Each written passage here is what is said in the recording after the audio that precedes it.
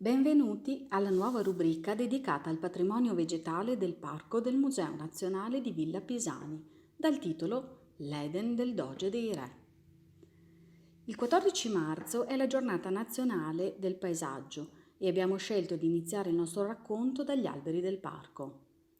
Gli alberi storici sono compagni silenziosi delle vicende umane, spesso travagliate, i primi a cadere, dimenticati, nella conquista di nuovi spazi utili e funzionali di territorio da parte dell'uomo. Eppure, quando un albero secolare scompare, con esso viene meno un pezzo di comunità. Sono perduti non solo degli importanti ecosistemi, ma anche quei simboli del cammino di crescita delle comunità che quegli alberi hanno piantato e conservato. Esistono però luoghi di pace, terre fertili abbracciate dal Brenta, come il parco di Villa Pisani a Stra. Qui i maestosi giganti estendono i rami a far da corona alle eleganti scenografie create da geometrie vegetali e architettoniche in cui statue, portali e cancellate, l'esedra, le scuderie, il labirinto diventano gli ideali fulcri fondali di questa rigorosa regia creata da Girolamo Frigimelica, De Roberti, già 300 anni fa, su incarico del futuro 114° doge della Serenissima Alvise Pisani.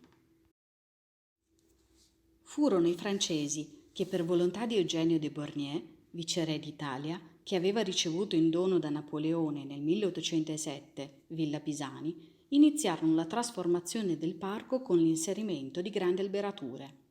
Si assecondava così la nuova moda dell'epoca, che preferiva un paesaggio più naturalistico, sostituendo i filari di vite e gli alberi da frutta presenti nell'impianto originario. Questa nuova composizione sarà ulteriormente accresciuta, a partire dal 1814, anche dagli austriaci, con il viceré Ranieri e Massimiliano d'Asburgo-Lorena. Fu loro il desiderio di acquistare per la Villa Pisani piante esotiche, così rare per l'epoca. Tra gli alberi secolari presenti nel parco della villa resiste il tiglio detto di Napoleone. Pare sia l'ultimo superstite dell'investimento cospicuo in nuove piante fatto dai francesi.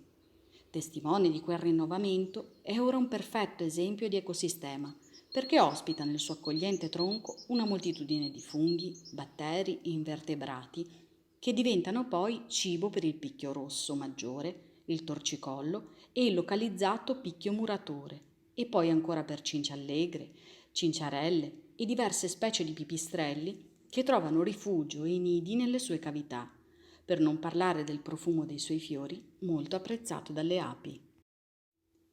Ma la pianta più insolita di Villa Pisani è la maclura, che compare già nell'inventario della villa del 1845 e che era arrivata dall'America all'Orto Botanico di Padova appena 3 anni prima.